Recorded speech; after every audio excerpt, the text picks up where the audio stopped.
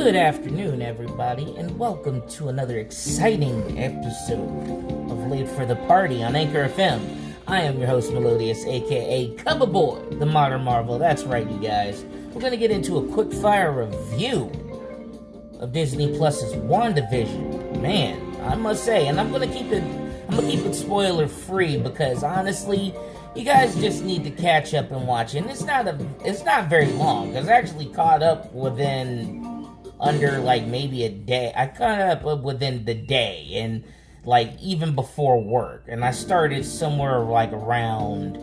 It's not even over with. I think it's at episode 4 or 5 right now, but I caught up to it. And I must say, it is very good. Now, a lot of people were saying it's a slow burn. Yeah, and rightfully so. It's a slow burn for the first 2 episodes. But once you get to episode 3, it starts moving pretty quickly. So, it starts building more traction. So, pretty much, man, I must say, it's actually very, very good. And there's a lot of spoilers in it. I mean, there is a spoiler in it in the last episode, to where, you know, you get something, and hopefully the whole one thing I do not like is when social media likes to spoil everything. And of course, you know, I don't like spoiling it because, you know, I try to give people a chance to actually catch up and watch it. You know, it's a little different now that how like it's a little different than like how like back in the day you can actually just binge through, but Disney Plus made the conscious decision to do everything on a weekly rather than just, you know, give you the whole, you know, give you the first season only 8 episodes and then you're already done, but then the next season ain't out till like God knows when. So makes perfect sense. But I digress from my point. But so far, I mean, the whole premise, from what I can understand, without like breaking it down, like the whole idea and like it's gonna be about. So it's a blend of classic television and Marvel Cinematic Universe in which Wanda and Vision, superpowered beings living idolized suburban lives, begins to suspect that everything is not what it seems. So it's on that, like, what if. It's not a what if situation, but it's kind of like, you know, it's kind of like if you watch The Truman Show. It's like watching The Truman Show mixed with Marvel, basically.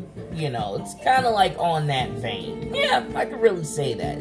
It's on that vein to where it's like, you know, it's on some Truman Show type stuff. So, it's pretty cool. It's pretty cool.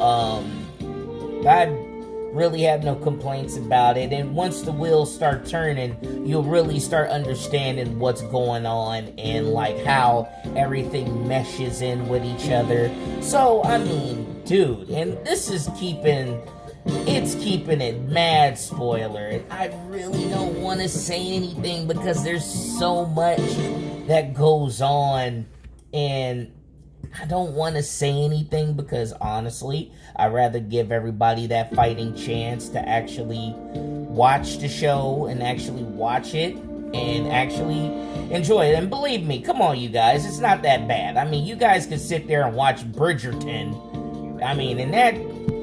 I've sat there and watched it, and that shit is boring, and I still watched it. It was good. I'll probably maybe do a quick fire review about Bridgerton, but probably maybe not. Nah, I don't know. But either way, like I said, WandaVision, man, it's actually good. Starring Elizabeth Olsen, Paul Bettany, and Kate Denning, and a couple other folks that you might see and be familiarized with.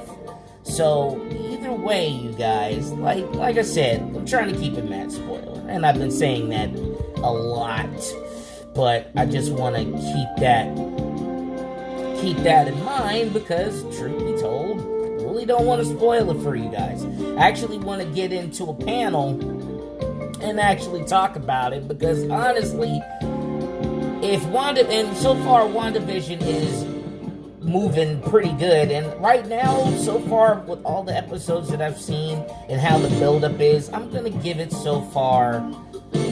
a solid 8. A solid 8 is very good, because it's not over with yet. Right now, I give it a solid 8 for where it's going and how the buildup is. And, I mean, come on, it's Kevin Feige has his finger in this, so, I mean, it's definitely got his hands in this. So, I mean, Jesus, it's so cool, guys. So, I'm gonna give it a solid 8. Solid 8. This show is a solid 8. But either way, I'm going to get into the next segment before I get off. I'm going to get into the next segment in a minute before I head into work. But either way, like I said, you guys, this is a Quickfire review on Late for the Party on Anchor FM. And Late for the Party Live. Why does that happen to me always?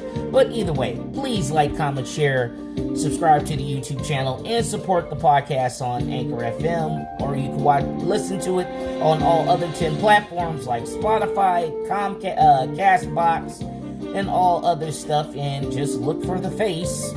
So, either way, also check out all the cool t-shirts and all the other cool merch on the Late for the Party store on Teespring.com. So, either way, I am your host, Mellodious, aka Coverboi, signing off, and as always, if you're going to be late for the party, turn it up to 11.